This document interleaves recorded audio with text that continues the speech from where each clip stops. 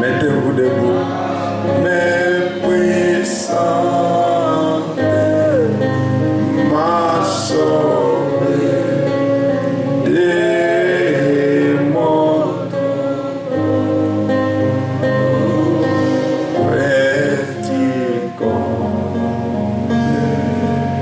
Mon attente par les dos d'un cœur nouveau.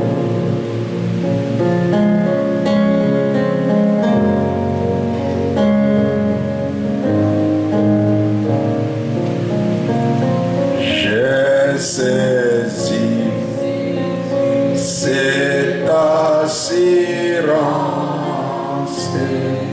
c'est pardon qu'il m'a porté. J'ai livré sans résistance tout mon cœur. Il est voulu. Oh Jésus,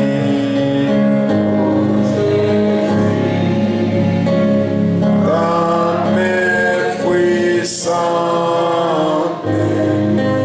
m'a sauvé et mon tombeau.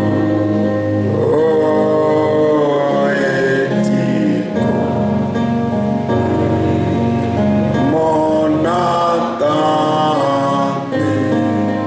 par les dons. Dernier couplet.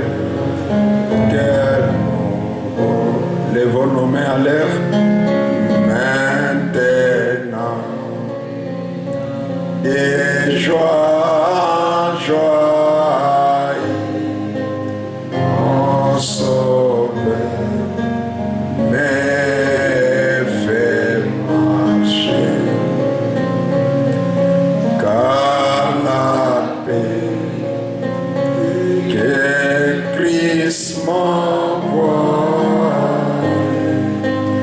nul ne peut me l'arracher. À ces jeunes, c'est qui et sa paix.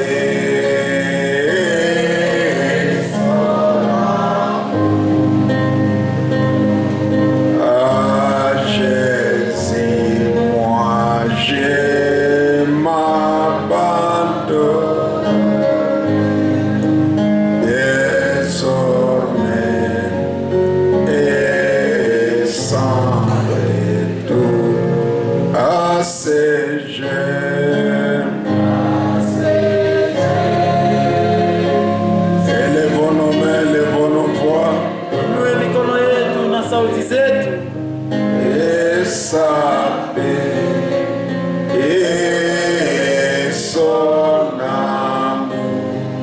Oh, à Jésus, moi j'ai m'abandonné désormais et sans retour. Désormais sans retour, désormais et sans retour. Prions tous ensemble notre Dieu. tuombe sote Mungu wetu. Élevons nos voix, prions. Tuinue sauti zetu tuombe. Dites à Jésus, la paix que tu me donnes, nul ne peut me l'arracher. Ambia Yesu, ile salama unanipatia hakuna yeyote anaweza kuniondolea. Désormais sans retour, personne ne peut me l'arracher. Tangia hapo bila kurudia, hakuna mtu anaweza tena kuninyang'anya nayo. Prions notre Dieu. Tumuombe Mungu wetu.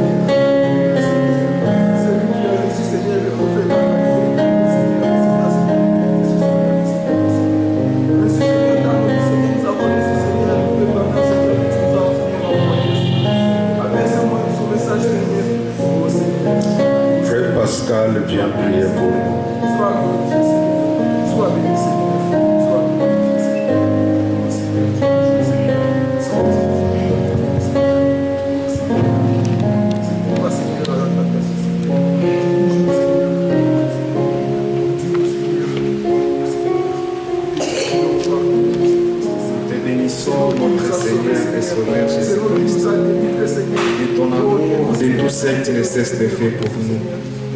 Merci pour ce temps glorieux que tu viens de nous accorder encore cette soirée, Seigneur. Ton amour est si grand, Père, car ni de fait ton amour, Seigneur. Peut-être moi je ne serai pas ici, oh Dieu. Mais tu m'as gardé, tu m'as protégé. Regarde, mon frère est venu. Ma sœur est venue, Seigneur. C'est seulement ta grâce qui lui a gardé, lui protégé, Seigneur. Et tu lui as fait arriver ici, oh Dieu. Je sais bien que ce n'est pas pour rien, Seigneur. Tu nous as apporté. Je sais bien que tu as quelque chose à partager avec nous cette soirée, oh Dieu. Qu'il te plaise, Père. Laisse que nos cœurs soient disposés cette soirée et que nous puissions recevoir quelque chose venant de toi, Seigneur. Donateur de toutes choses, les cœurs qui soupirent de chercher ta présence, oh Dieu. C'est toi qui sais soucier de ces cœurs, oh Père. Qu'il te plaise, mon Dieu, mon roi, de descendre encore une fois cette soirée, Seigneur. Donateur de toutes choses, ce n'est pas pour rien que tu nous as apportés ici, oh Dieu. Mais je sais qu'il y a quelque chose prévu pour moi pour aujourd'hui, prévu pour mon frère, pour ma soeur, pour cette soirée, Seigneur. Laisse-nous recevoir cette chose, oh Dieu. Donateur de toutes choses, nul n'est venu dans ta présence et retourné tel qu'il est venu.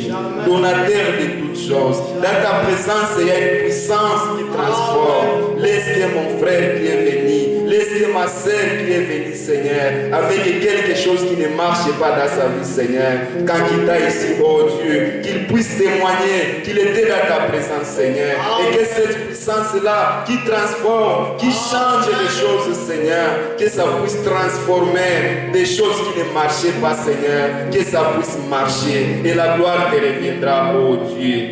Donateur de toutes choses, ne me laisse pas quitter ici tel que je suis venu. Je suis venu t'écouter, Seigneur. Je sais bien que ta parole, c'est plus que la vie. C'est pour cela, oh Père, qu'il te plaise encore une fois, oh Dieu, de descendre et de nous donner ce qu'il nous faut pour aujourd'hui, Seigneur.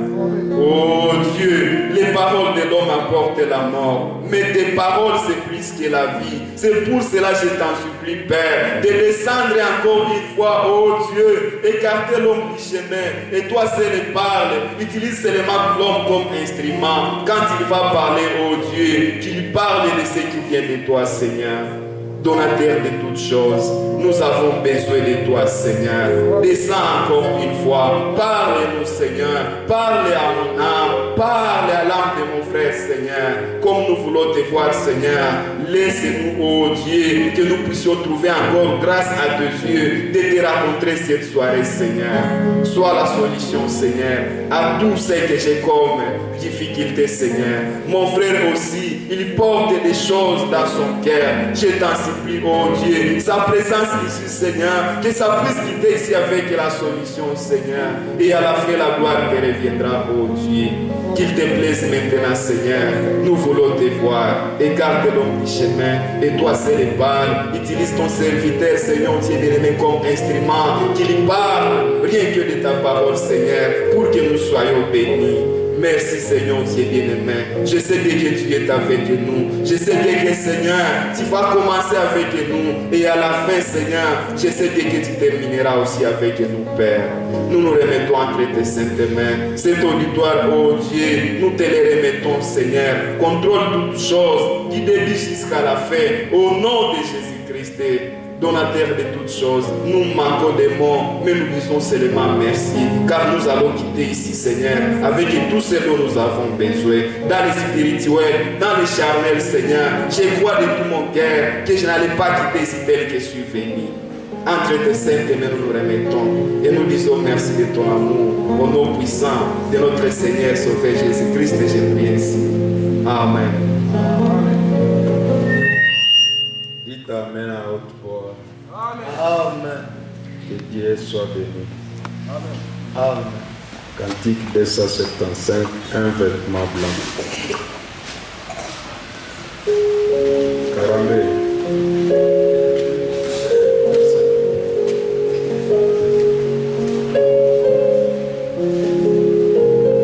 Là, vous êtes là. Un vêtement blanc, inarpé d'eau, un beau palais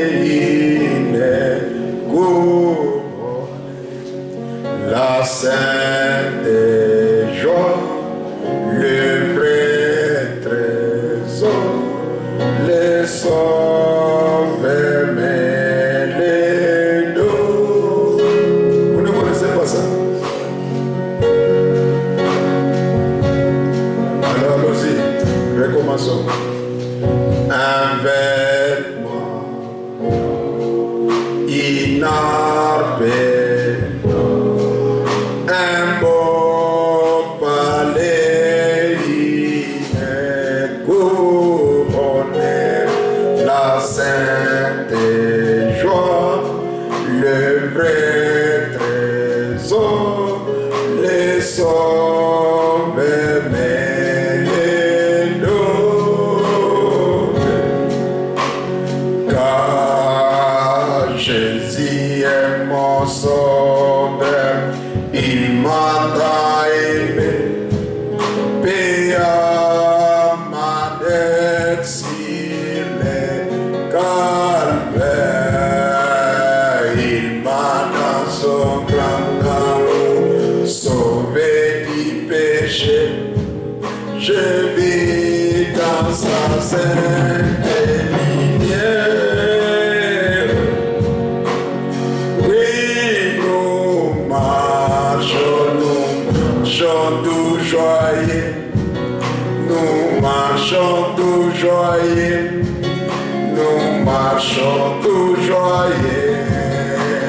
Oui, nous marchons tout joyeux. Nous marchons tout joyeux vers les cieux. Vous ne connaissez pas ça? Allez, battez les mains, nous recommençons. Et chantez à haute voix. Recommencez ça.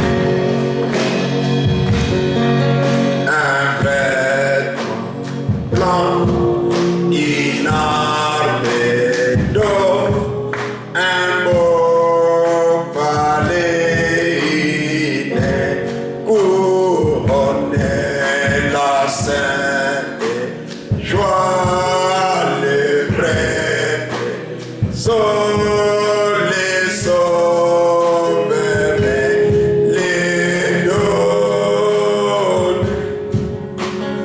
Car Jésus est mon sauveur, il m'a aimé, paya ma dette sur les calvaires. Il m'a dans son grand amour sauvé du péché. Je vis dans sa sainte lumière. Oui, nous marchons joyeux. Nous marchons tout joyeux. Oui, nous marchons. Nous marchons tout joyeux vers les cieux. Vous êtes triste et pourtant quand on va au ciel, on doit aller avec joie. Allez, avec joie, bateau les mains. Oui, nous marchons. Oui, nous. Je n'entends pas vous voir.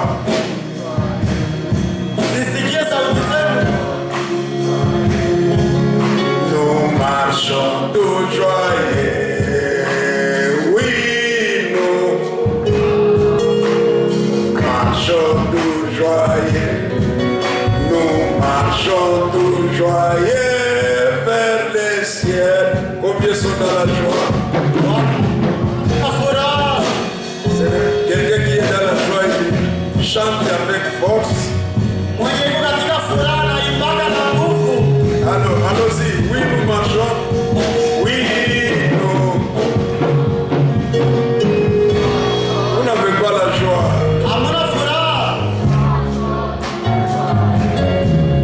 Nous marchons tout joyeux. Oui,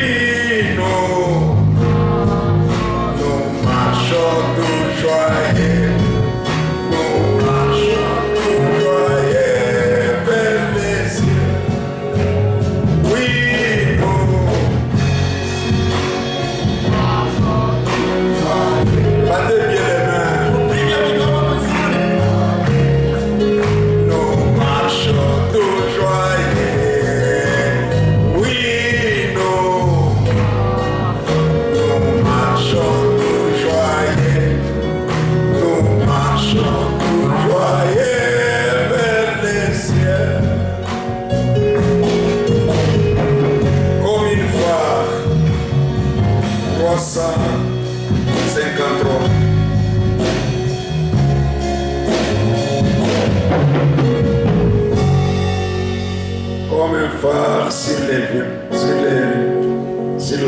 les péages. Comme un phare sur la perce à l'ombre de la nuit. L'amour qui est dans l'orage, cherchez l'homme et les conduit. Oh, un sauveur de ta lumière resplendit, c'est si les flots vers le ciel qu'elle éclaire et sauver les matelots. Oh sauveur, et ta lumière resplendissait sur les flots et vers le ciel qu'elle éclaire et sauver les matelots.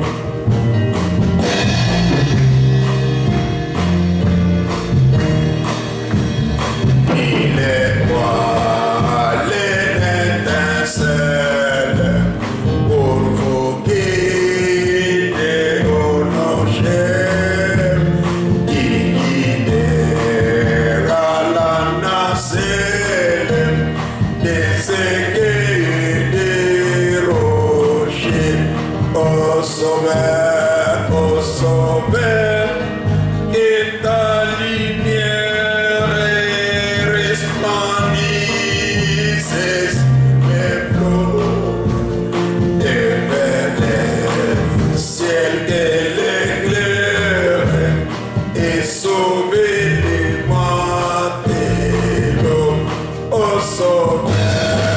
sauveur, que ta lumière resplendisse sur les flots et vers le ciel qu'elle éclaire et sauver les matelots.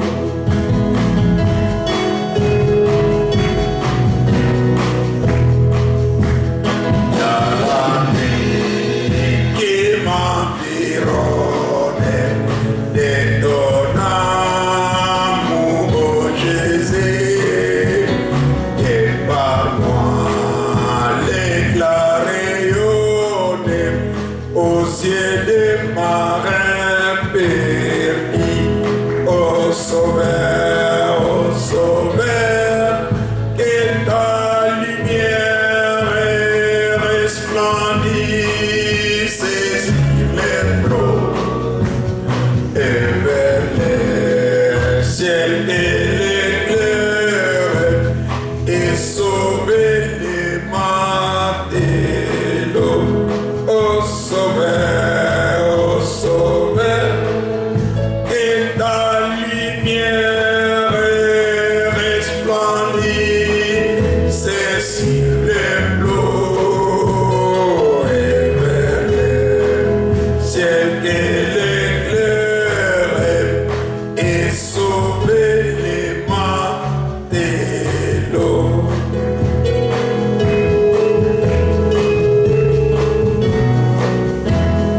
Je suis du nombre, mettez-vous debout.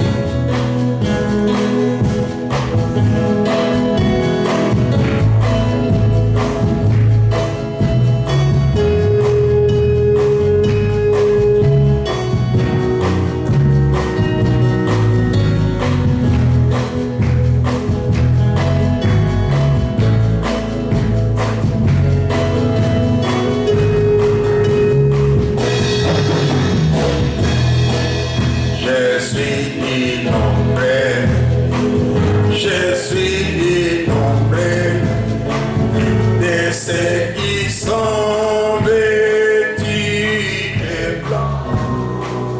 Je suis innombré, je suis innombré de ceux qui sont vêtus de blanc.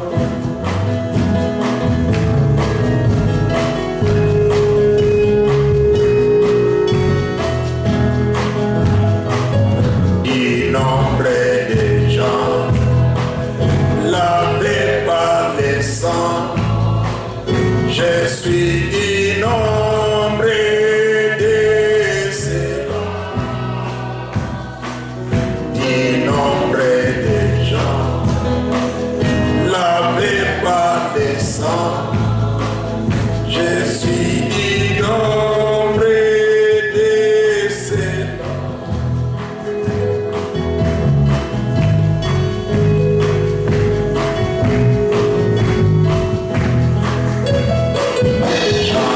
ces gens-là, lavés par le sang, j'en ai vu tous vêtus de blanc. J'en vis ces gens-là, lavés par le sang, j'en ai vu tous vêtus de blanc. Je suis innombré, je suis innombré de ceux qui sont vêtus de blanc. Je suis innombré, je suis innombré de ceux qui sont vêtus de blanc.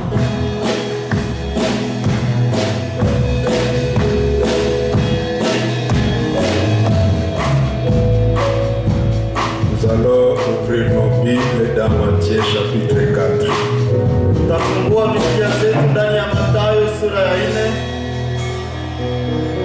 Matthieu chapitre 4. Mathayo sura ya 4. Nous lisons à partir du verset 12. Tutasoma tokea mstari wa 12. Nous allons lire nous tous ensemble. Tutasoma sote pamoja. Bien vous répétez après moi. Wala mtarudilia nyuma yangu. Jésus ayant appris que Jean avait été livré, Ayant appris que Jean avait été livré. traduit, Yesu baada ya kusikia ya kwamba Yohana amesha kutolewa, se retira dans la Galilée. akakwenda zake hata Galilaya. Il quitta Nazareth et vint demeurer à Capernaum,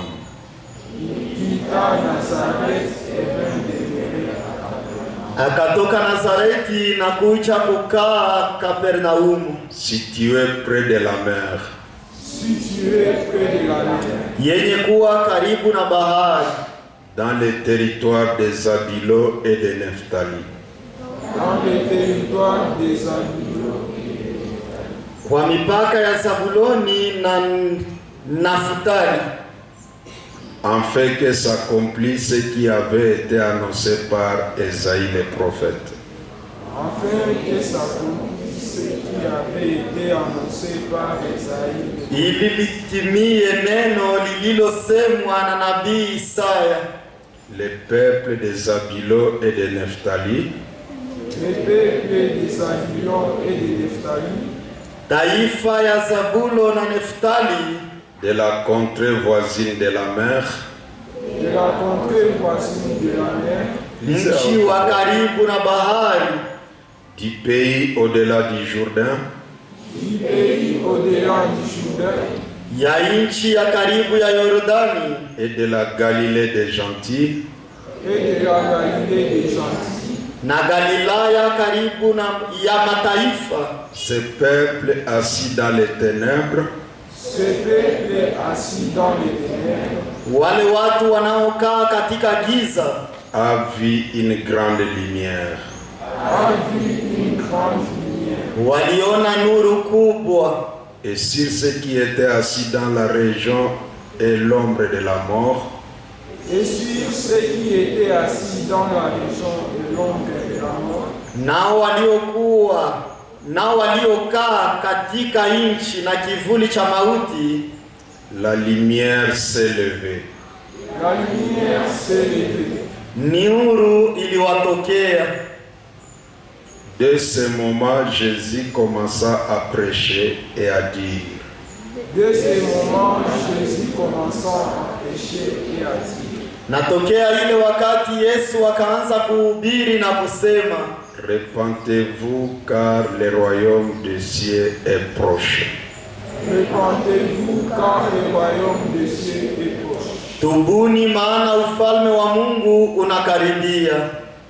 Que Dieu ajoute la bénédiction à la lecture de la parole. Vous pouvez vous asseoir. Mungu aongeze mibaraka kwa usomi wa neno, mnaweza kuketi. Que Dieu vous bénisse pour votre présence.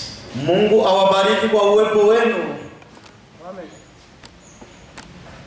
Lydie, viens regarder la montre. Passe chez nous. Lidi, ukuje kuangalia saa, upite huko mbele. Quelle heure est-il? Hein? 16 heures. Juste. Le culte commence à quelle heure? Hein? Va t'asseoir. Que Dieu bénisse la lecture de la parole. Mungu abariki usomi wa neno. Qui peuvent se rappeler l'histoire que nous avons vue le samedi passé. Ni wanani tu wanaweza kukumbuka ile habari, ile hadithi ambayo tuliweza kujifunza siku ya sita iliyopita? Ce frère dont nous avons parlé, comment il s'appelle? Ule ndugu ambaye tulisungumzia anaitwa namna gani? Sarah, tu n'étais pas là. Divine, tu étais là. Comment il s'appelait? Tim. Il faut le dire avec joie, tu as bien capté. Hein? Qui connaissent l'histoire de Tim? Qui peut nous résumer un peu ce que la maman de Tim lui avait dit? Nani tu anakumbuka ile habari ya Tim? Ni nani tu anaweza kutufungia kidogo ile nyama yake Tim alimwambia? Allez-y, donnez-lui le micro. Kijana mhodari, mumpatie speaker. Peut-être un futur prédicateur. Labda ni mhubiri katika usoni Si je suis tardé. kama Yesu akikawia kuja. La mère de Tim avait dit à Tim qu'elle ne boirait jamais du vin. Vraiment. Allez, applaudissons les jeunes hommes. Tushangilie yule kijana. Et qu'est-ce que Tim avait fait? Na Tim sasa nafasi yake akafanya nini? John Blanc, tu n'étais pas là. En rouge. Tim, qu'est-ce qu'il avait fait? Il avait obéi à la parole. Prends le micro. Mets-toi debout. Tim avait obéi à la parole que sa mère lui avait laissée. Qu'est-ce que Samuel lui avait dit? Et sa mère lui avait dit qu'il ne doit jamais boire. Il ne doit pas boire. Toi, le caméraman, pourquoi tu ne les prends pas? Wewe cameraman, kwa nini hauko na wakamata? Même Divine a donné une bonne réponse. Hata Divine alipana jibu nzuri. Alors, cette parole que Samuel lui avait dit, qu'est-ce que ça avait fait dans sa vie? Lile neno lenye mama yake alimwambiaka liliweza kufanya nini katika maisha yake? Junior. Cette parole-là que Samuel lui avait dit. Neno lile ambalo mama yake na Tim alimwambiaka. Quand il est devenu grand, qu'est-ce que ça avait fait? Alipokomaa, neno lile liliweza kumfanyizia nini katika maisha yake? Mets-toi debout. Simama. Tu n'étais pas là? J'étais là. Hein? Je n'ai pas bien écouté la question. Cette parole Oui. que Samuel lui avait dite. Neno lile Qu'est-ce que ça avait fait dans sa vie? alimwambiaka lilikuwa na uvutio gani mu maisha yake? Qui a la réponse? Jeune fille. Lydie, même si tu es venu en retard, elle est où? Lydie. Ok. Cette parole avait fait que Tim puisse amener d'autres âmes à Christ. Cette parole avait fait que Tim amène d'autres des bandits à Christ. Lile neno la mama yake liliwezaka kufanya Tim apate kufutia watu wengine mabandia wamjie Kristo. Et nous, en tant qu'enfants, qu'est-ce que nous devons faire? Na sisi kama vile watoto sasa tunapaswa kufanya nini? Est-ce que nous aussi nous avons des mères? Je, na sisi tuko na wamama? Vous avez des mères? Mko na wamama? Qu'est-ce que nous devons faire? Nasi kwa upande wetu tunapaswa kufanya nini? Une fille. Binti, Toi qui me regardes, Donc tu as essayé que c'est toi qui dois répondre. La Mimi, qu'est-ce que nous devons faire? Mets-toi devant. Tunapaswa kufanya nini? Nous devons faire la même chose que Tim. Non, la même chose signifie quoi? Expliquez-nous. Obéir Obéir quoi? À qui? à nos mamans. Répète maintenant en une phrase. Nous devons obéir à nos mamans. Et si nous obéissons, comment seront nos vies? Nos vies seront comment? Jeune homme noir. Na kama tunatii maisha yetu yatakuwa namna gani? Oui.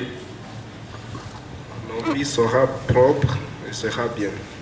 Nos vies seront propres et bien. Maisha yetu itakuwa safi na mazuri. L'histoire de Tim, vous l'avez. Aujourd'hui, nous allons apprendre une autre histoire. Habari ya Tim tayari mko nayo, leo tutajifunza ingine habari De deux personnes, ya watu wawili, Jim et John. na John. Jim et John, c'était des amis. Jim na John walikuwa marafiki, Mais avant d'y arriver, lakini mbele tupafikie, nous allons parler un peu de ce texte que nous venons de lire. tutazungumzia kwanza kidogo hii usomi ambao tunatoka kusoma hii andiko. La Bible vient de nous dire, Biblia inatoka kutuambia quand Jésus a appris que Jean avait été livré, donc on a tué Jean, wakati Yesu aliposikia ya kwamba Yohana amesha kutolewa, il s'est retiré dans la Galilée. Yesu akaenda zake katika Galilaya, Il a quitté Nazareth akatoka katika Nazareti et il est allé demeurer à Capernaum. na akaenda kudumu kukaa huko Kapernaum. Mais ce que nous venons de lire, Lakini yenyewe tunatoka kusoma, la Bible dit, dans le territoire de Zabilo et de Nephtali, là où il était parti, Biblia inasema ya kwamba katika ile mji ya Neftali na Zabilo kwenye aliendaka, il y avait un prophète qui avait prophétisé que la lumière arrivera là-bas. kulikuwa nabii mwenye alikuwa kamisha kutabiri ya kwamba nuru itafikaka pale, Et c'était le prophète Esaïe. na alikuwa ni nabii Isaya. Le prophète Esaïe avait prophétisé Nabii Isaya alitabiriaka 800 ans avant miaka 800 mbele qu'un jour, ya kwamba siku moja le territoire de Zabilo et de Nephtali, ile mgini ya Zabilo na Neftali, la lumière arrivera là-bas. nuru itafikaka pale, Ils vont voir la lumière. wataonaka nuru. Un peuple qui était longtemps dans les ténèbres, Taifa ambayo ilikuwa imekawia imedumu katika giza, mais ils ont vu une grande lumière venir. lakini wakaona nuru kubwa inakuja. Ce n'est pas que ce pays était continuellement dans le noir. Si ya kwamba ile nchi ilikuwa tu mugiza, hali ya kuonekana hivi, hapana. Ils voyaient comme nous voyons ici. Nao walikuwa wanaona kama vile tuko tunaona hivi, Mais les ténèbres qui sont parlées ici, lakini nuru ambazo zinasemeka hapa, les ténèbres, nuru ambayo inasemeka hapa, giza ambayo inasemeka hapa, tu vas te reposer. Ok. Les ténèbres dont il est parlé ici, giza ambayo inasemeka hapa ce ne sont pas les ténèbres de la nuit, haiko giza ya usiku, mais lakini ce sont des ténèbres spirituelles. ni giza ya kiroho, Et la lumière qui va les éclairer, na nuru ambayo itawaangazia ça ne sera pas une lumière de l'électricité, haitakuwa nuru ya umeme, mais ça sera une lumière spirituelle. lakini itakuwa nuru ya kiroho. Maintenant, vous avez suivi la lecture. Sasa mlifuata usomi, Quelle est cette lumière qui est allée éclairer ce milieu-là? ni nuru gani ndio ilienda kuangazia ile mahali? Qui a la réponse? Nani ndio iko na jibu? La lumière qui est allée éclairer dans les territoires de Zabilo et de Nephtali. Ile nuru yenye ilienda kuangazia katika ile mji ya Zabilo na Neftali. Est-ce qu'on a mis des groupes électrogènes? Je, waliweza kuwasha magrupu elektrogene? Est-ce qu'on a mis des centrales hydroélectriques? Je, waliweza kutia masantrali hidroelectrique? Esaïe a prophétisé Isaya alitabiriaka que ce territoire-là, ya kwamba ils seront dans les ténèbres pendant longtemps, watakawiyaka katika mais ils verront la lumière.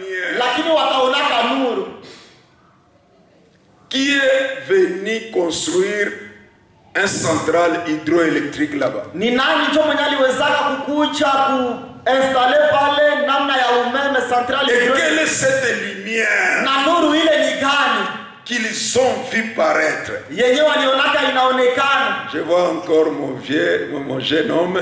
Donnez-lui le micro. Mungu Laissez- speaker. Même à l'école, c'est comme ça. Hein? Hata shuleni ni vile. Cette lumière, c'était Jésus. Alléluia.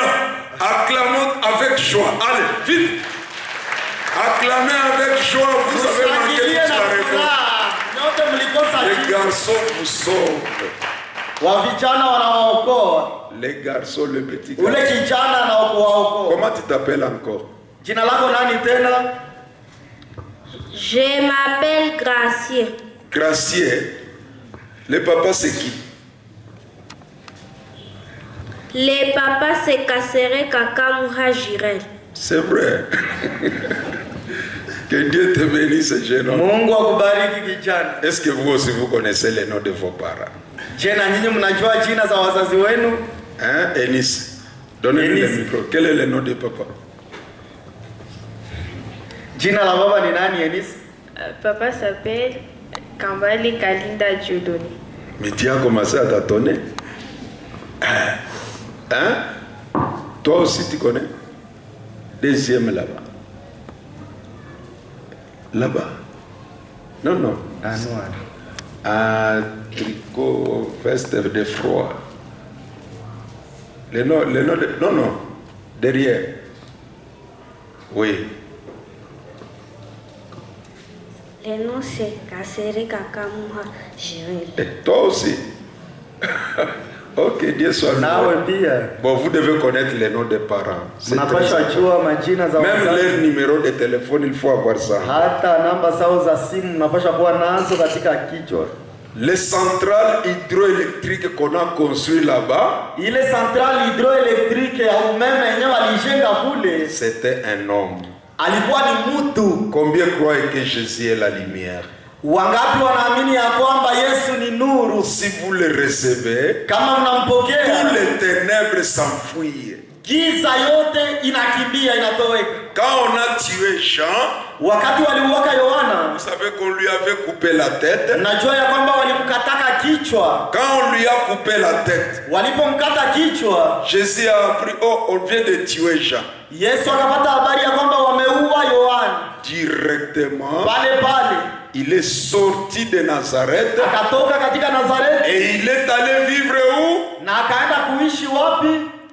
À Capernaum, Kule Kapernaum, dans le territoire de Zabilo katika mgini ya Zabilo et de Nephtali. na Neftali. Directement les liseurs de la Bible. Pale pale wasomai wa Biblia, Ceux qui lisent la Bible, wanaosoma Biblia ils ont trouvé cette prophétie. wakapata ile unabii, Le pays de Zabilo, ile mgini ya le Zabilo, pays de nchi Nephtali, ya Neftali, leur territoire, nchi yao, le jimbo yao. peuple qui vivait dans les ténèbres, Taifa lenye lilikuwa zamani linaishi katika giza, ils ont reçu la lumière. walipokea nuru, Et la lumière, c'était un homme. na nuru lile lilikuwa ni mtu, Et cet homme, ce n'est pas n'importe quel homme, na yule mtu alikuwa mtu mais wa cet nuru na- homme, c'était Jésus. lakini yule mtu alikuwa ni Yesu. C'est que partout où Jésus arrive, Kusema mahali pote penye Yesu anafika, c'est la lumière qui entre. ni nuru njo Et inaingia les ténèbres quittent. na giza Et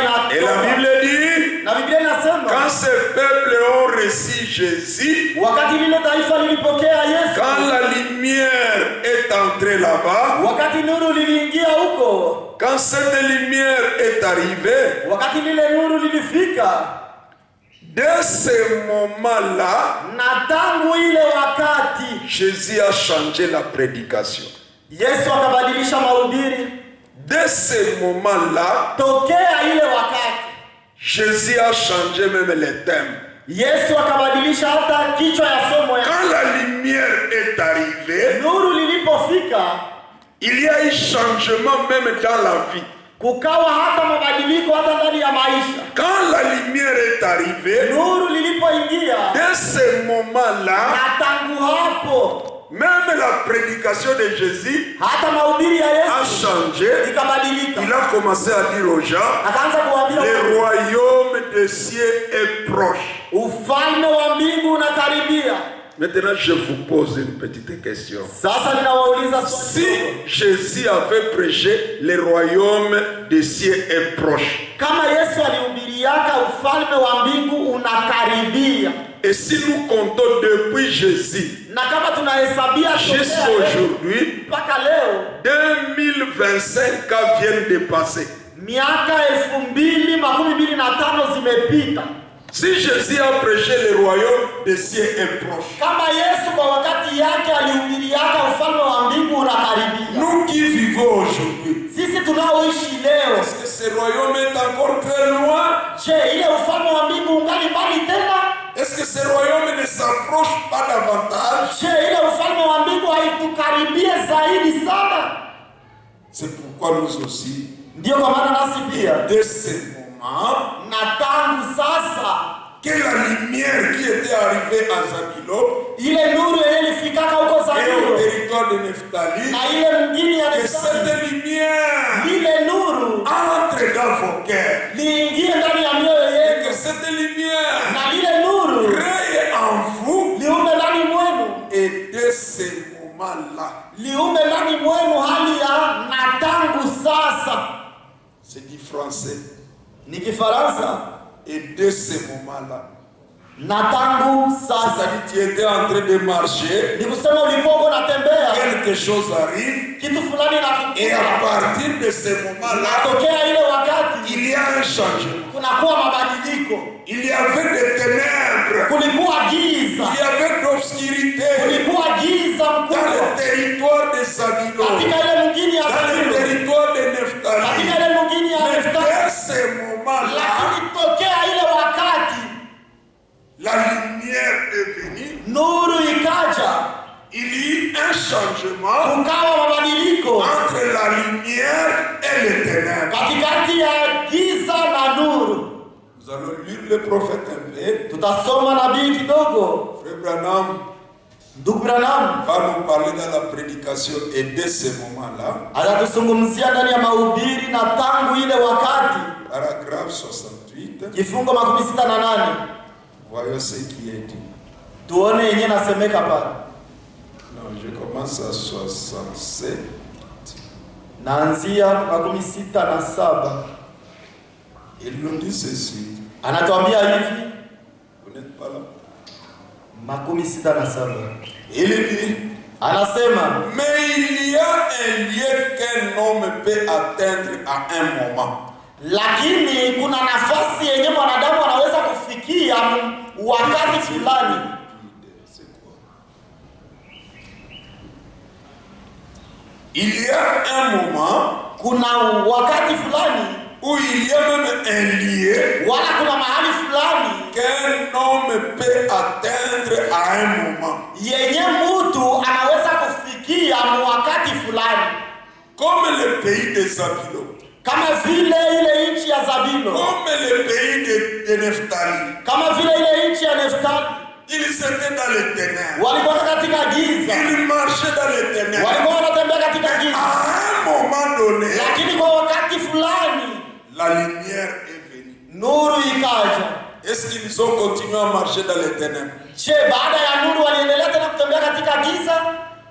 Mais pendant longtemps, Lakini muda mrefu ils marchaient dans les ténèbres. walikuwa wanatembea ndani ya Mais giza, le moment est venu, lakini muda ikaja, les ténèbres ont fui. giza ikakimbia. Quand la lumière est arrivée dans leur milieu, Wakati nuru iliingia katika mjini yao, et Branham prend là-bas un cadre, na Branham anachukua pale ubao fulani, il prend la vie d'un homme comme vous êtes.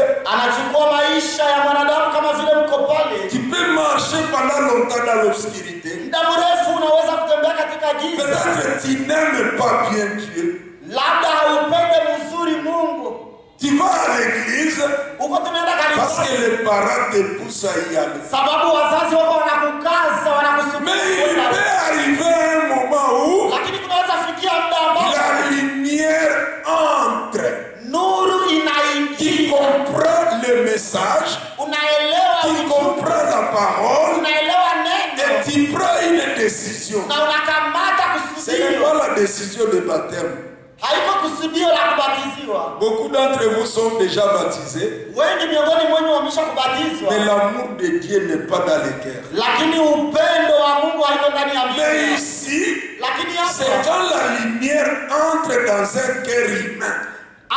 ni wakati yenye nuru inaingia ndani ya moyo ya mwanadamu fulani, Comme au temps de Zabilo, kama vile kwa wakati wa Zabilo, quand Jésus est arrivé chez eux, Yesu alipoingia kwao, directement, pale il y a eu un changement de vie.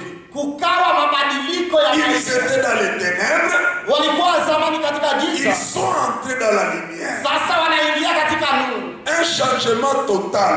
Mabadiliko ya lote Et dans la vie de l'homme, na maisha ya mtu, il y a un lieu qu'un homme peut atteindre à un moment kuko nafasi yenye mwanadamu anaweza kufikia kiwango kwa wakati fulani qui le changera pour toujours yenye itambadilisha lote et pour l'éternité. na kwa ajili ya umilele. Ça peut être Inaweza kuwa dans le positif, katika mambo ya mzuri tout comme dans le négatif. kama vile katika vibaya. Quelque chose t'arrive Jambo wala tukio fulani et à partir de ce moment-là, natokea pale, tu prends une direction unakamata mwelekeo fulani et ça t'amène dans l'éternité. na inakupeleka katika umilele. Quelque chose peut t'arriver, Jambo fulani linaweza kufikia, tu prends une orientation, unakamata mwelekeo fulani, ça t'amène dans la perte. inakuelekeza katika kupoteza.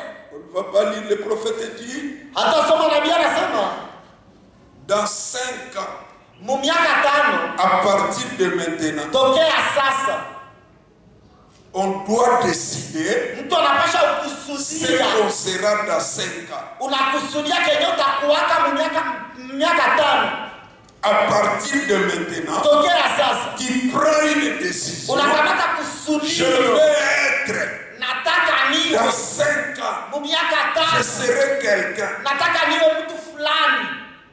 Des jeunes garçons peuvent dire, Wa vijana wanaweza kusema dans 5 ans, mu miaka 5 j'aurai un travail, ndakuwa na kazi, je construirai une maison. ndajenga nyumba.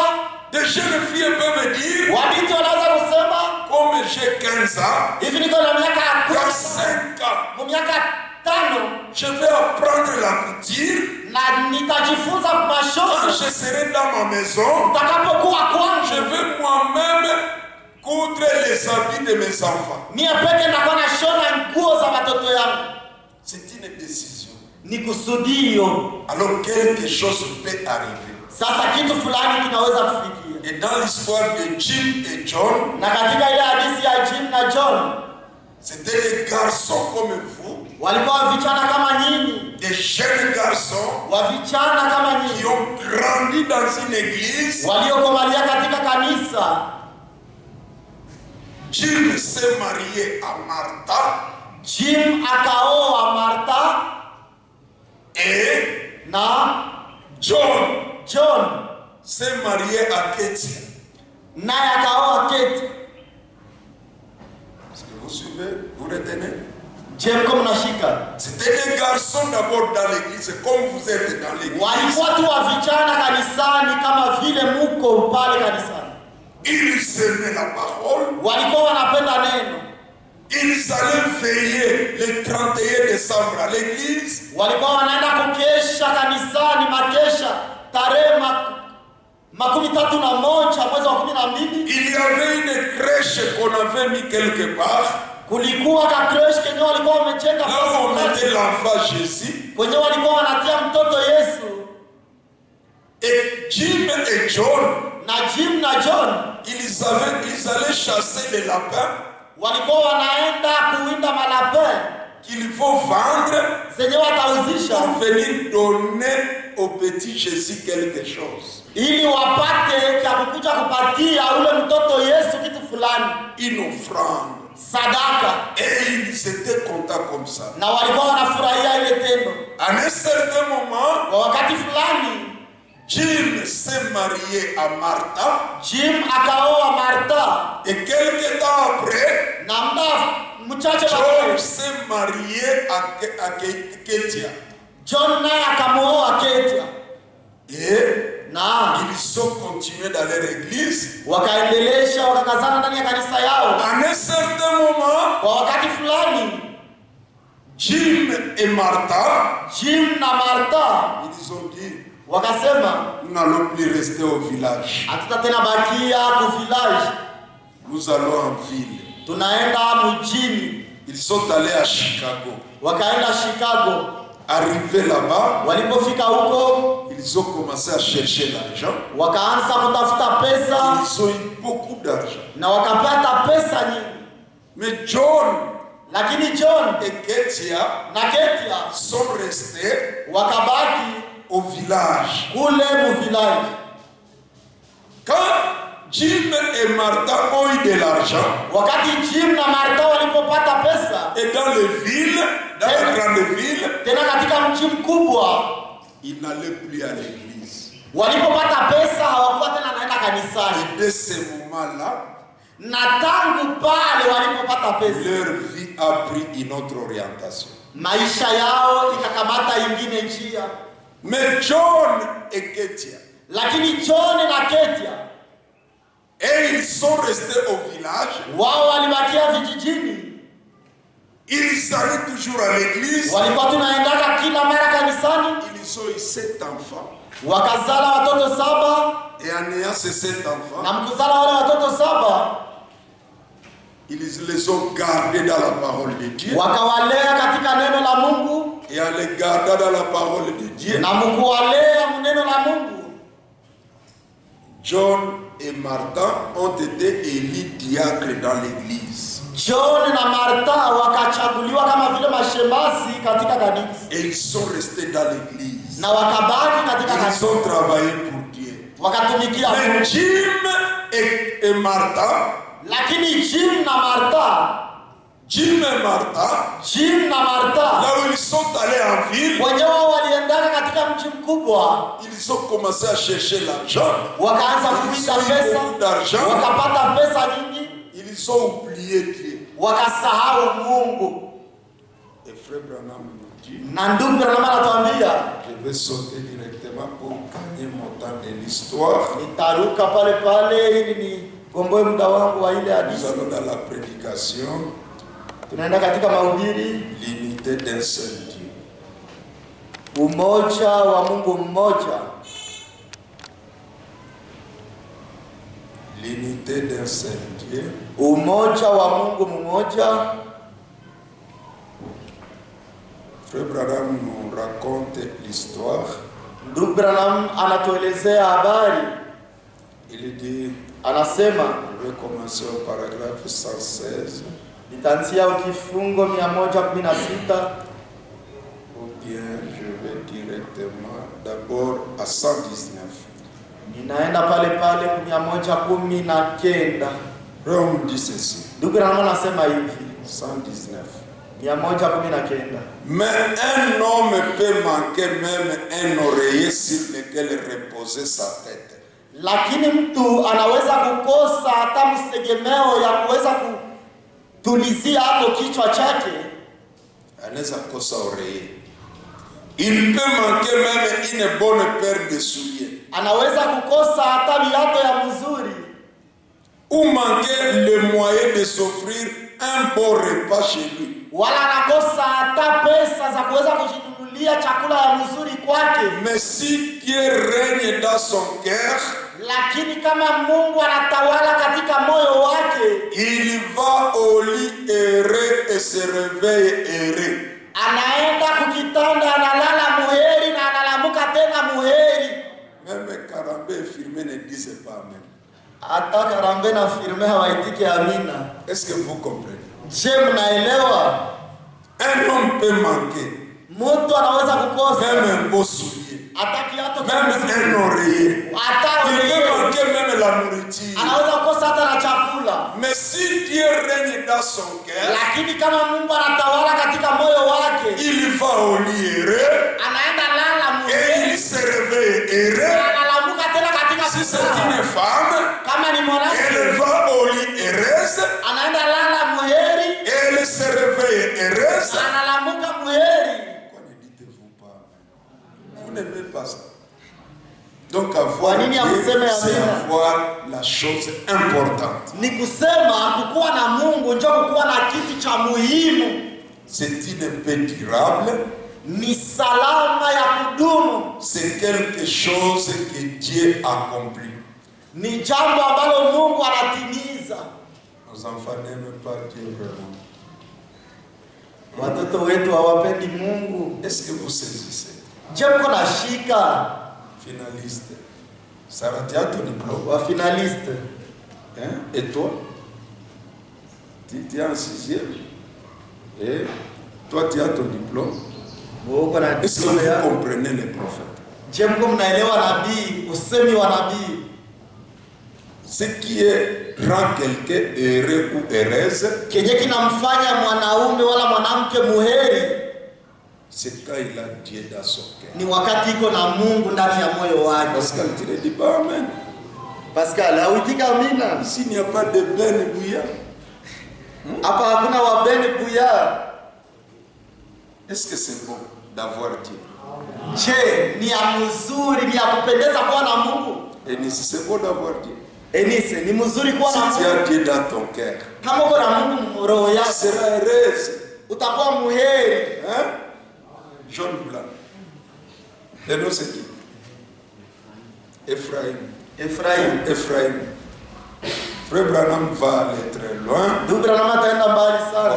Lisons rapidement parce que notre temps ne va pas nous perdre. Tusome tu haraka maana muda wetu hautaturuhusu. Dans 115, 115.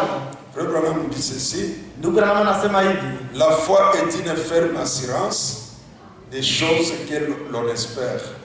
imani ni ujasiri mkubwa wa mambo ambayo mtu ana Une démonstration de celles que l'on ne voit pas. ni maonesho ya mambo ambayo hayaonekani.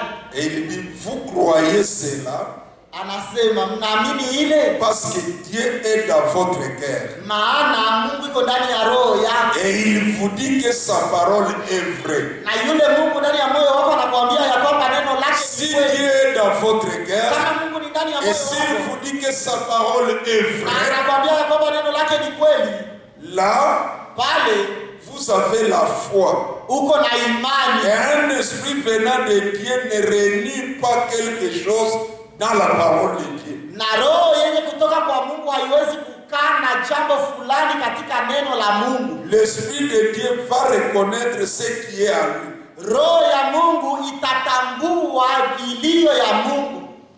Oh, combien je suis heureux de savoir qu'il existe un Dieu qui est réel. Oh, ni mara ngapi najisikia mzuri kujua ya kwamba kuko Mungu wa kweli. Lisons à haute voix. Tusome pamoja kwa sauti. Allez-y. Oh, combien je suis heureux de savoir qu'il existe un Dieu qui est réel. Vous les filles, vous avez dit combien je suis heureux. Heureuse, hein? Vous avez ajouté heureuse. Hein? Allez, allez-y, vous seul. Allez-y, lisez. Oh, combien je suis heureuse de savoir qu'il existe un Dieu qui est réel. Fermez les yeux et répétez. Allez, allez-y.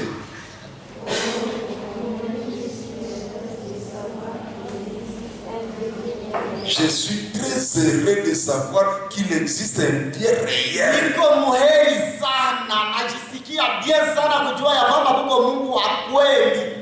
Les filles sont heureuses Wabinti ni de savoir qu'il existe un Dieu qui est réel. kujua ya kwamba kuko Mungu wa Et vous les garçons, uhakika. lisez. Nani wa vijana msome? Allez-y. Oh. Oh. Lisez à haute voix. Allez-y. Musome na sauti kubwa. Oh, combien je suis heureux de savoir qu'il existe un Dieu qui est réel. Est-ce que ça vous dit quelque chose? Ça c'est...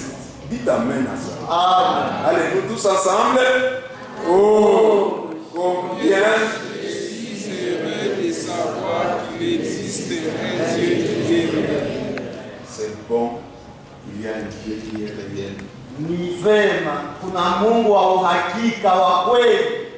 Il y a quelque temps, Umepita muda fulani ici dans l'Indiana, hapa katika Indiana, deux garçons qui avaient été élevés dans une ferme. wavijana wawili wenyewe waliwezaka kulelewa katika zizi, Et ils étaient pauvres comme tout, na walikuwa maskini kama tu wengine wote, des garçons de ferme, wavijana wa mzizi, et ils avaient grandi ensemble. na walikomalaka pamoja. Un jour, Na siku moja l'un d'eux se maria. mmoja wao akaoa. Quelques jours après, Siku fulani baadaye l'autre aussi se maria. mwingine naye akaoa, Et l'un d'eux se rendit en ville pour y vivre. na mmoja wao akaenda katika mji mkuu ili aende kuishi huko, Et il s'est mis à jouer à l'argent sur les marchés financiers, na akaanza kucheza michezo ya franga kwenye soko ya pesa. à s'éloigner de l'enseignement reçu dans son enfance. Akaanza kujitenga na mafunzo wala malezi yenye alipokea katika utoto wake, Et il suivit une mauvaise voie. na akafata njia mbaya. Il joua à cela et accumula tellement de richesses Akacheza ile michezo ya pesa na akarundika mali nyingi, qu'il devint finalement un multimillionnaire. kiwango yenye akageuka tajiri mkubwa, multimillionaire, Et il déménagea à Chicago na akahamia Chicago et s'installa sur l'une des routes principales et se construisit un palais. na akaenda kuishi karibu na barabara mkubwa na akajijengea pale nyumba. Sa femme et lui allaient dans les boîtes de nuit. Mke wake na yeye mwenyewe walikuwa wanaenda katika mavilabu, mabwati de nuit, Ils prenaient des boissons alcooliques wanakunywa pombe za kulevya, et passaient toute la nuit dehors. na usiku yote wanaipitisha nje. Ils avaient des maîtres d'hôtel Walikuwa na wabwana wa huko ku hotel et autres pour leur servir tout ce dont ils avaient besoin. na wengine kwa ajili ya kuwapatia vyote wanavyohitaji, Et ils pensaient qu'ils menaient la vraie vie. na wao walikuwa wanafikiri ya kwamba wako wanaishi maisha mazuri. Mais un homme qui mène une telle vie n'a pas de paix. Lakini mtu mwenye iko naishi maisha ya vile hana salama. Tu vas boire des boissons alcooliques et consorts. Unaenda kunywa mapombe za kulevya na kadhalika. Il n'y a pas de paix pour un cœur troublé. Hakuna salama kwa moyo wenye kufadhaika. Et il ne peut y avoir de paix pour un cœur pécheur. Na hakuwezi kuwa salama kwa ajili ya moyo tenda dhambi. Si un homme a envie de boire Kama mtu anahitaji kunywa et qu'il appelle cela la vie, na anaita ile kukunywa pombe et maisha, pense qu'il passe des moments merveilleux, na anafikiri ya kwamba mwile mkulewa njoko napitisha manyakati za mtu, cela montre qu'il est vide. ile inaonyesha ya kwamba ndani mwake hamuna kitu. Prenez un homme, Mchukue mwanaume, s'il obtient $1 million, kama tu anapata milioni ya dola, il voudra en avoir 2. atapenda apate milioni 2. Prenez un homme Mchukue mwanaume qui sera à une fête et prend un verre ce soir. mwenye anaenda kukaramu na anakunywa vere moya ile jioni. Hii jioni Il en voudra un autre. atahitaji tena akunywe ingine. Prenez un homme qui est infidèle une fois à sa femme. Mchukue mtu ambaye haiko mwaminifu limoja kwa mke wake, Il le sera une deuxième fois. atafanya tena vile mara ya pili Vice versa. na kadhalika, C'est-à-dire une femme aussi. na mwanamke naye vile vile. Vous voyez, Naona c'est quelque chose ni jambo fulani et il n'est jamais satisfait. na hajawahi kutosheka. Il peut avoir $1 million en main Anaweza kuwa na milioni ya dola mikononi ou 10 millions en main. wala milioni 10 Il mikononi, se couche la nuit avec sa cuite analala ile usiku na analewa, et il se lève le lendemain opprimé. na ile asubuhi analamuka Iko ovyo, iko ovyo, sous l'effet des cauchemars et avec l'esprit troublé. akiwa chini ya mavituruturu yenye alilota na roho yenye kufadhaika. Vous appelez cela paix? Kisha ile ndio mnaita salama, Vous appelez cela la vie? ile ndio mnaita maisha. Ce n'est pas la paix. Haiko Ce salama, n'est pas la vie. haiko maisha. Mais un homme peut manquer même un oreiller sur lequel reposer sa tête. Lakini mtu anaweza kukosa hata oreille ya kusegemeshia kwa kichwa chake. Il peut manquer même une bonne paire de souliers. Anaweza kukosa hata viatu ya mzuri. Ou manquer les moyens de s'offrir un beau repas chez lui. Wala anakosa hata pesa za kujinunulia hata chakula ya mzuri kwake. Mais si Dieu règne dans son cœur, Lakini kama Mungu anatawala ndani ya moyo wake, il va au lit heureux anaenda lala akiwa et muheri il se réveille heureux. na analamuka tena akiwa muheri. C'est ça une paix durable. Ile njoo amani ya kudumu. C'est quelque chose que Dieu accomplit. Ni jambo lenye Mungu anatimiza. Alors monsieur Jim, Sasa bwana Jim il avait oublié l'enseignement du village. alisahauaka ile malezi mafundisho ya kule vijijini. Il se livra au jeu d'argent. Akajitolea kwa michezo ya pesa. Et la période de Noël arriva. Na ile wakati ya Noeli ikaja, Il lui arriva de penser à son ami. ikamfikia sasa kukumbuka rafiki yake. Aussi lui écrivit-il une lettre. Na akamwandikia barua. L'un s'appelait Jim. Mmoja alikuwa anaitwa Jim. C'était le riche. Alikuwa yule tajiri. Et l'autre, le pauvre. Na mwingine maskini. C'était John. Alikuwa ni John.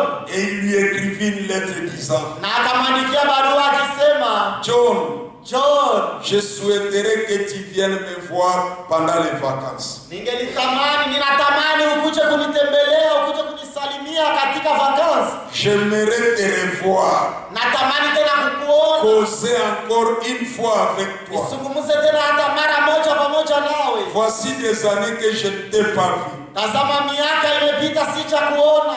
Et John lui répondit en ces termes. Na John akamjibu kwa maneno haya. Jim, j'aimerais bien venir. Ningelipenda vizuri kuja. Mais je n'ai pas de possibilité pour venir. Lakini sina uwezekano ya kunileta huko. Je n'ai pas d'argent pour venir. Sina pesa za kunisafirisha. Quelques jours après, siku chache baadaye, Jim lui envoya un chèque. Jim akamtumia barua ya benki. Et il lui dit, na akamwambia, viens. Kuja. J'aimerais que tu viennes de toute façon. Ninatamani ukuje kwa namna yote. Ainsi, hivi John s'apprêta. John akajitayarisha. Un garçon de la campagne. Kijana wa vijijini. Il porta un beau pardessus propre. Akavaa koti ya mzuri ya safi. Et son chapeau kadi. Na chapeau yake kadi. Chapeau ya kumapole. Et son petit veston d'une couleur différente. Na vesto yake kidogo ya kuachana marangi. Et prit place à bord du train. Na akaingia katika train. Et quand il arriva là, na alipofika huko, un chauffeur était assis là pour l'accueillir. Kulikuwa chauffeur mmoja mwenye alikuwa anamngojea pale kwa kumpokea. Avec une grande limousine. Pamoja na limousine kubwa. Une grande voiture. Gari kubwa. Comme vous appelez Hammer. Kama vile mnaitaka Hammer. Il ne savait comment se comporter quand il était dedans. John alikuwa hajua namna ya kujikamata. John est entré dans la limousine. Saa John anaingia mwile limousine. Il commençait à regarder. Anaanza jionaona. Il regarde. Anaona. Il était surpris. Alikuwa anashituka, Il monta à bord. Akapanda mgari. Tenant son chapeau à la main. Akichukua chapeau yake mkononi. Regardant de tous côtés. Akitazama upande zote. Et ils roulèrent vers un grand palais à Chicago. Na wakatembeza wakampeleka kunyumba kubwa huko Chicago. Il sortit de la voiture. Akatoka mgari. Se dirigea vers la porte et sonna. Akajielekeza kumlango na akapiga sone. Un maître d'hôtel sortit et demanda. Na bwana mmoja wa hoteli akatoka na akauliza. Votre carte, s'il vous plaît, monsieur. Tafadhali onyesha karte yako. Il ne comprit pas de quoi il parlait. Yeye John hakuelewa iko nasema nini. Il lui tendit son chapeau. Akamwonyesha je chapeau yake. Il ne connaissait rien sur la carte de visite. Yeye alikuwa hajui lolote kuhusu carte de visite. Il n'avait pas beaucoup de biens de ce monde. Yeye John hakukuwa na mali mingi ya hii dunia. Il lui dit, akamwambia, j'aimerais voir votre carte, monsieur. Nataka nione carte yako bwana. Il répondit, monsieur. Akajibu Bwana, je ne sais pas de quoi vous parlez. mimi sijui yenyewe uko nasema. Jim m'a demandé de venir. Jim alinilomba nikuje. Aliniambia c'est tout ce que je sais. Ndio tu yenyewe mimi najua mimi. Ainsi il rentra dans la maison pour annoncer cela à son ami. Hivi akarudi nyumbani kwa kutangazia ile rafiki yake Qui ne s'était même pas encore levé du lit. mwenye bado hata alikuwa hayalamuka. Il dit, Akasema, il y a un homme bizarre à la porte là-bas. kuna bwana mmoja wa ovyo ovyo kumlango pale. Je n'ai jamais vu un homme habillé comme lui. Sijawahi kuona mtu mwenye anavaa kama yeye. Et il dit que Jim lui a demandé de venir. Na anasema ya kwamba Jim tu alimwambia akuye. Il lui répondit, Akamjibu, dis-lui d'entrer. umwambia ingie. Il enfila son peignoir, Aka emprunta les couloirs, akaanfile ile akajitengeneza et rencontra son vieil ami de campagne. na akakutana yule rafiki yake wa zamani wa Il lui vijiji serra la main, il lui dit, na akampeza mkono na kumwambia, John, John, tu ne sais pas combien je suis heureux de te voir. haujui mara ngapi ninafurahi tena kukuona. Et son vieil ami de campagne qui se tenait là debout, Na yule rafiki yake wa vijijini mwenye alikuwa anasimama pale, regarda la pièce, iko tunaona ile chumba, il dit, akasema, Jim, franchement, tu as beaucoup de biens. kwa ukweli uko na mali nyingi. Il dit, Akasema, j'aimerais te faire visiter les lieux. nataka nikutembeze mwii nafasi. Il l'amena à l'étage, Akampeleka kwa etage, puis à l'extérieur sous la véranda. kisha chini ya veranda, Il ouvrit la fenêtre akamfungulia dirisha et John demanda, na John akauliza, où est Martha? Martha iko wapi? Oh, fit-il. Oh, Elle n'est pas encore revenue. hajarudia bado. Elle est sortie hier soir. Alitoka jana magharibi. Il demanda, Akauliza, comment allez-vous tous? munaendeka niye bote muko waye? Il répondit, Akajibu, oh, pas mal, John. oh, tuko mzuri John. John, comment allez-vous? Cathy et toi? John, muko waye Kati na wewe? Il dit très bien. Akasema vizuri sana. Il demanda, Akauliza, est-elle à la maison? oh, iko kunyumba? Oui, oui. Ndio. Nous avons 7 enfants. Tuko na watoto 7. Et John lui demanda, avez-vous aussi des enfants? Na John akamuuliza, na nyinyi mko na watoto? Il dit, non, Martha n'en fait pas. Akasema, hapana, si hatuna nabo, Martha hawapendi. C'est ça le problème des villes. Ile ndio shida za mji. Akasema, Martha pense que nous ferions mieux de ne pas avoir des enfants. Cela dérangerait nos sorties, vous savez. akamwambia ya kwamba Martha yeye anafikiri ya kwamba ni vizuri kwetu kukosa watoto, maana watoto watakuwa natusumbua, sasa tunaenda kwa masorti zetu na vingine. Il tira le rideau et dit, Akakokota rido na kusema, regarde par ici. tazama huko. Vois-tu cette banque-là? Unaona ile benki pale? Il dit oui. Akasema ndio. C'est moi le président de cette banque. Mie ndio president wa ile banki. Tu vois cette compagnie de chemin de fer là-bas? Unaona ile agence ya chemin de fer kule? Il dit oui. Akasema ndio. J'ai des actions d'une valeur $1 million là-bas. Akasema niko na vitu vya dola karibuni 1,000. Et il a baissé le regard. Akaona chini. Il vit des grands jardins et tout. Akaona jardin kubwa na vingine. Oh, comme c'est bon. Oh, kama Et le vile. vieux John se tenait là. Na yule mzee John alikuwa pale. Son chapeau de paille à main. Na ile chapeau yake ya majani mkononi. Promenant son regard partout. Akitembeza macho yake mahali pote. Il dit, Akasema, c'est bien Jim. ni mzuri Jim. Je me réjouis vraiment de ce que tu as acquis tout ceci. Ninafurahi kuona kisi umepata hii mali yote. John dit, John akasema, Cathy et moi, Kati na mimi, nous n'avons pas beaucoup de biens. sisi hatuna mali nyingi.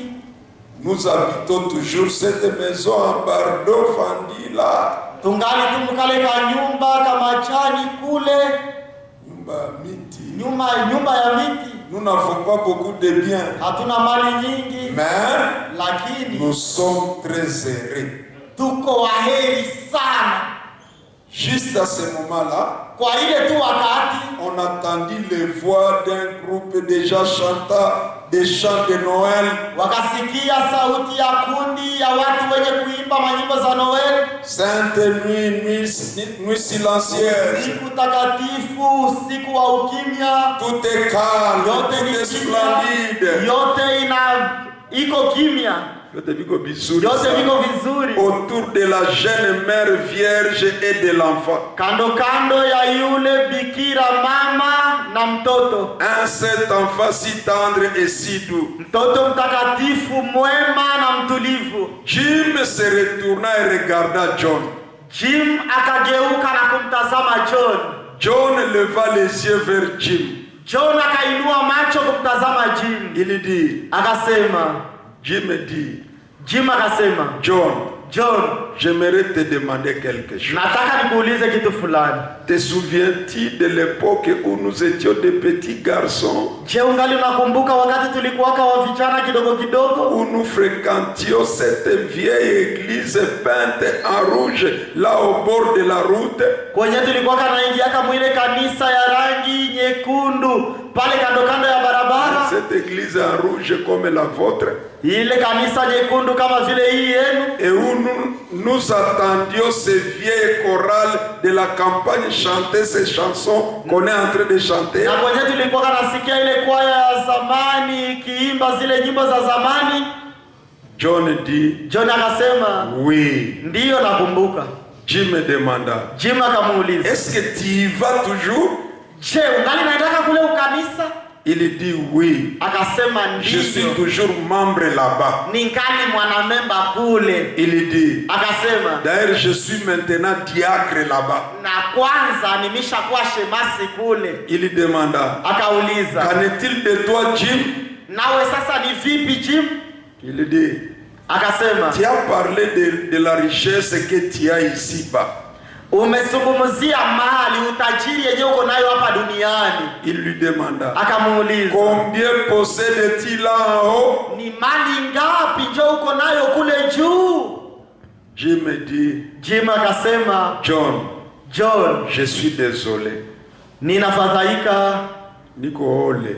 Je Niko n'ai ole. rien là-haut. sina chochote kule juu. Tu te souviens du temps où, Je, unakumbuka wakati ambamo juste avant Noël, mbele ya Noel nous n'avions pas de souliers. tulikuwa hatuna viato? Ce qui nous intéressait le plus, Yenye ilikuwaka shughuli yetu c'était kubwa obtenir le pétard pour la Noël. ilikuwa tu ni kupata toleo kwa ajili ya Noeli.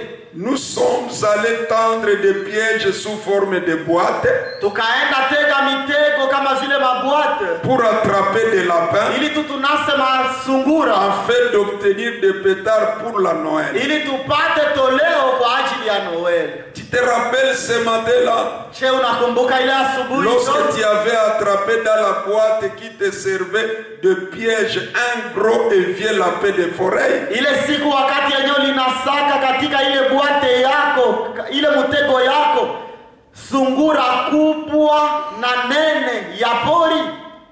John répondit, oui, je m'en souviens. John akajibu, ndiyo nakumbuka. Tu voulais te procurer des pétards Ulitakaka kupata toleo et tu es allé t'en procurer na ukaenda et tu kujitafutia as partagé cela avec moi. na ukagawanya ile pamoja nami? Il dit oui. Akasema nakumbuka.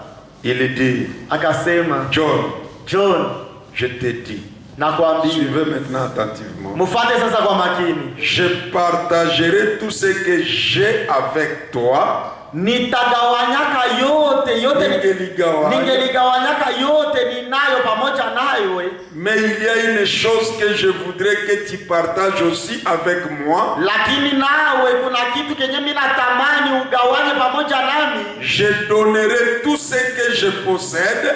Nitapana niko tayari kupana yote ninayo. Si je pouvais encore emprunter pieds nus ce vieux petit chemin poussiéreux jusqu'à cette petite vieille église, Kama ningali tena ninaweza kutembea migulukanya kuile njia ile ya vumbi mpaka kuinjia kidogo yenye kuelekea kukanisa et sentir cette présence du Dieu vivant. Kiwango nifikie kusikia ile uwepo ya Mungu aliye hai. Pendant que cette chorale chantait, wakati yenye ile kwaya ilikuwa inaimba, et que ce prédicateur campagnard à l'ancienne mode prêchait, na wakati yenye ile mhubiri wa mpori alikuwa na uhubiri, je donnerai tout. Nitapana yote. Je donnerai tout ce que je possède. Nitapana yote ninayo. Chaque action dans la compagnie de chemin de fer. Kila tendo, kila ninacho katika ile kompanyia ya chemin de fer. Toutes les parts que j'ai dans la banque. Kila sehemu ninazo katika benki. Je donnerai même cette maison. Nitapana hata hii nyumba. Et tout. Na vyote. Si je pouvais encore retourner. Kama tu ningeliweza tena kurudia. Et retrouver cette paix bénie. Na nipate ile salama, amani barikiwa. Que j'avais lorsque j'ai monté cette vieille route. Yenye nilikuwa nayo zamani wakati nilikuwa napanda njia ya zamani. J'espère que vous êtes des écoliers, vous comprenez. Nafikiria kwamba mko wanafunzi, mko mnaelewa. On n'a pas le temps d'entrer très loin. Hatuna muda wa kuingia mbali sana. Encore vous êtes venus en retard. Tena mlichelewa. Le vieux John prit son bras et le mit autour de son cou. Yule mzee John akachukua mkono wake na akaizungurusha kushingo yake. Et il lui dit. Na akamwambia. Il y eut 3 mages. Kulikuwa wamajuzi watatu. Des hommes riches. Watajiri. Qui vinrent une fois déposer tout aux pieds de Jésus. Wenye siku moja walikujaka kuweka yote kumiguu ya Yesu. Lorsque celui-ci était bébé. Wakati Yesu alikuwaka mtoto mchanga. Ils reçurent le pardon de leurs péchés. Na kwa ajili ya ile wakapokea msamaha wa dhambi zao. Moi, mimi je préférerais cependant. Kwa hiyo ningelitamani. Je préférerais. Ningelitamani. Je pense que tu es très bien, Jim. Nafikiria kama uko mzuri, Jim. En ce que tu as été béni. Baraka zako zenye umebarikiwa. Pour réaliser toutes ces œuvres. Kwa kufanya hizi kazi zote. Mais lakini je préférerais avoir ma femme et mes 7 enfants. Ninafurahia, ninatamani kukuwa na mke wangu na watoto wangu 7. Vivre là-bas dans le village. Niishi kule katika vijiji katika et dormir sur le matelas en paille. Na nilale ku matela ya nyasi. Et puis avoir la paix qui est dans mon cœur. Na kisha nibakie na salama ambayo iko ndani ya moyo wangu. Plutôt qu'avoir toutes tes richesses. Bahali pa kukuwa na utajiri zako zote. Tout ce que tu peux avoir. Yote vyenye uko navyo chini. Ça 42. Le prophète dit. Nabii anasema. Et c'est vrai. Na ni kweli. Mes amis. Rafiki zangu. Les richesses ne se mesurent pas par les dollars. Mautajiri hasipimikake kupitia madola. Quelqu'un peut dire amen. Je, mtu anaweza kuitika amina kwa ile? Les enfants, si vous avez compris l'histoire de Jim et John. Watoto John naelewa ile habari ya Jim na John.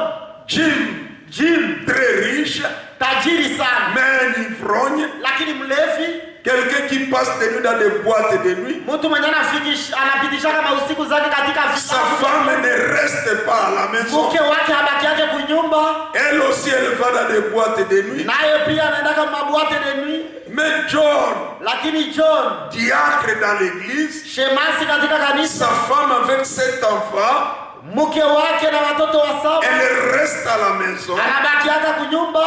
Choisissez maintenant. Sasa mshichagulie. Quel genre de vie entre Jim et John vous voulez? Ni aina gani ya maisha ndio mnataka katikati ya maisha ya Jim na John? Muda wote umeisha. Jeune fille, wa binti, entre Martha et Ketia, katikati ya Martha na Kati. Qui est-ce que vous voulez être?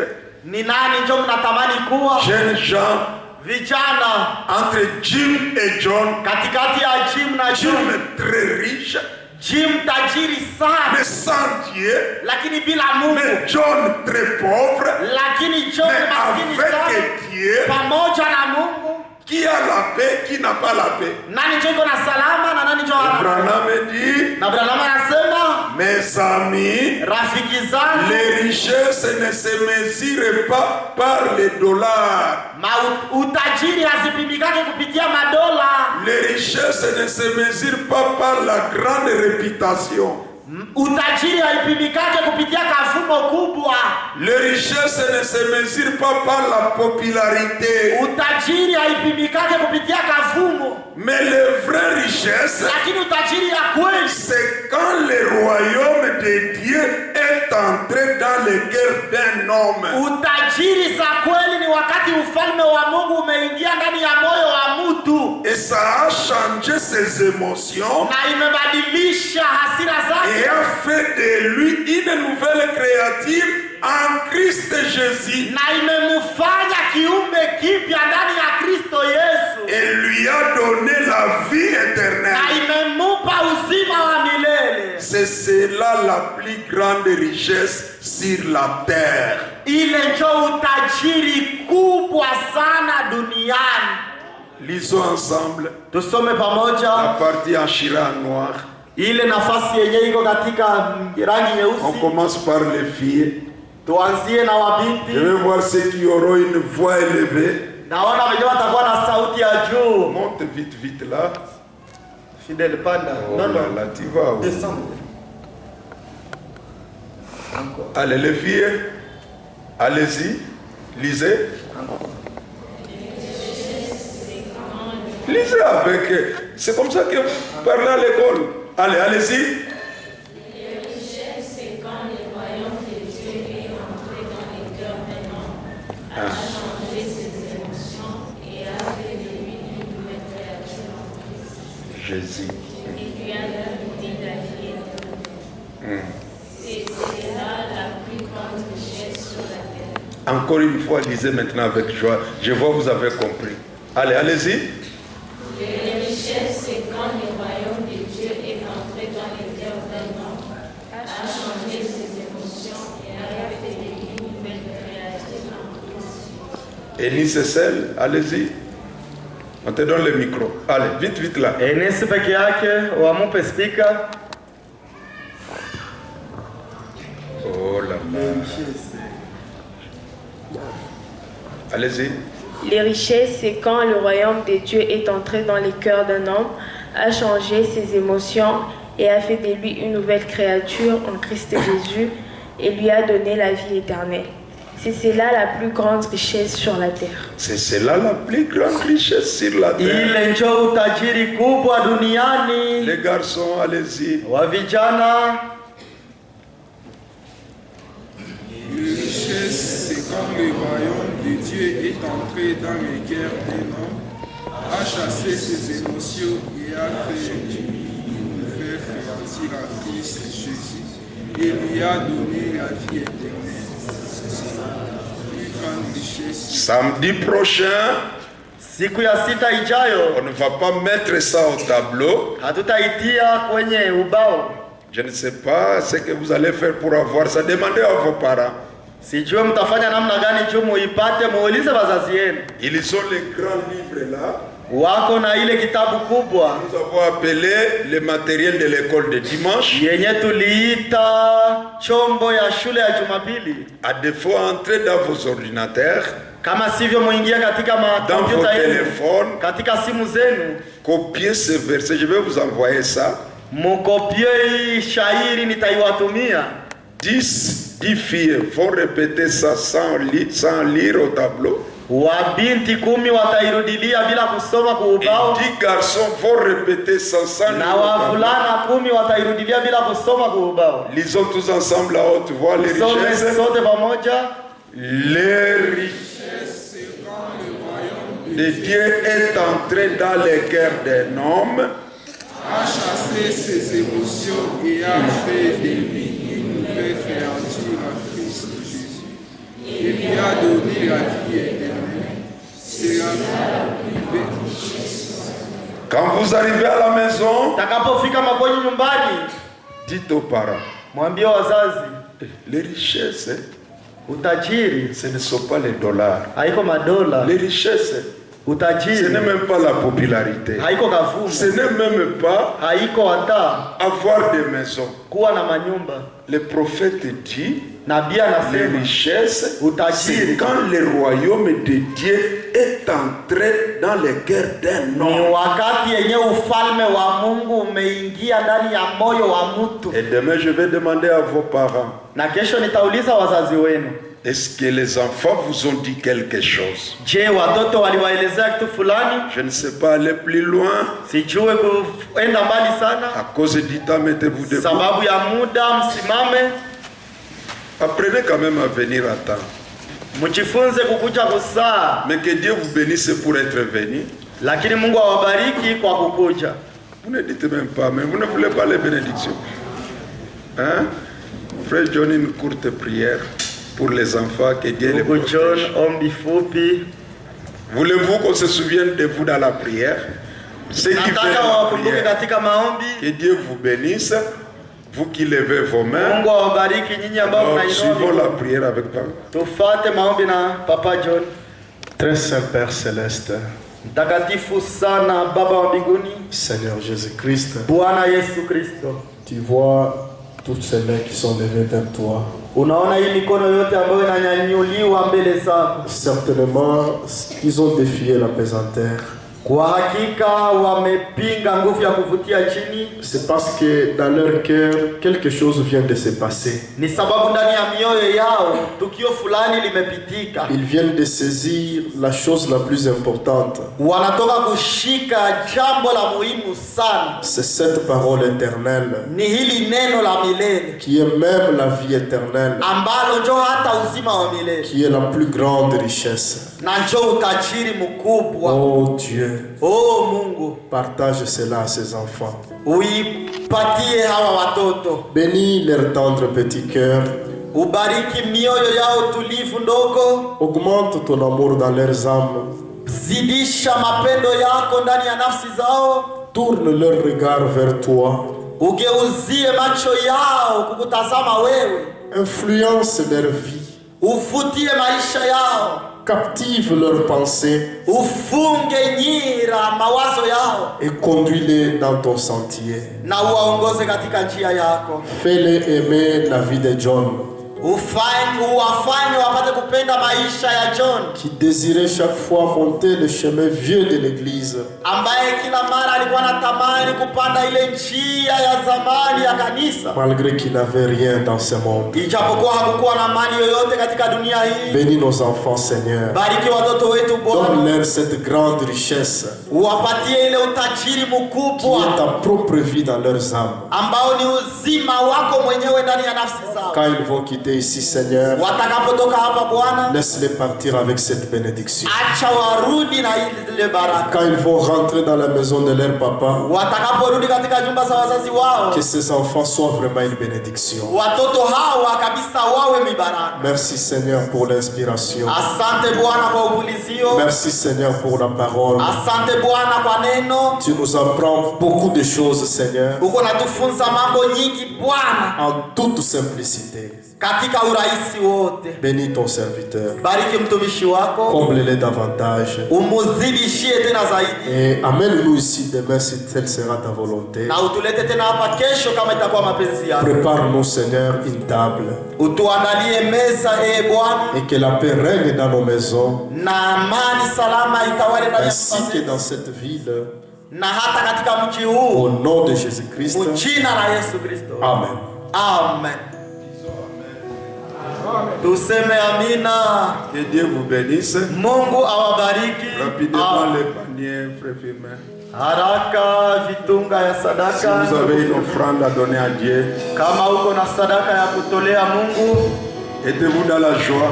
je mko katika furaha. Pendant qu'on fait passer les paniers, Wakati wako wanapitisha kitunga ya sadaka, laisse un peu la musique. Le but de nos réunions, shaba lengo la mikutano yetu c'est pour que vous compreniez la parole de Dieu. ni ili mfikie kuelewa neno la Et que Mungu vous puissiez aimer la parole de Dieu. na mpate kupenda neno la Mungu Et aimer Dieu. na mumpende Il n'y Mungu. a pas de vie sans Dieu.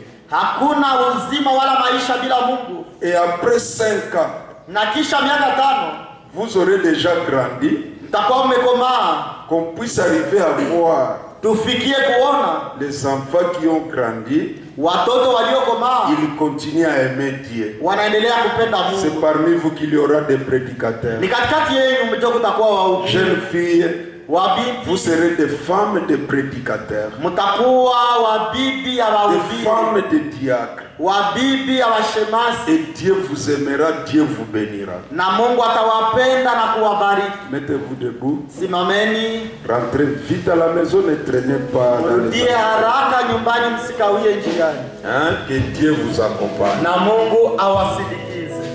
Et Dieu aille avec vous.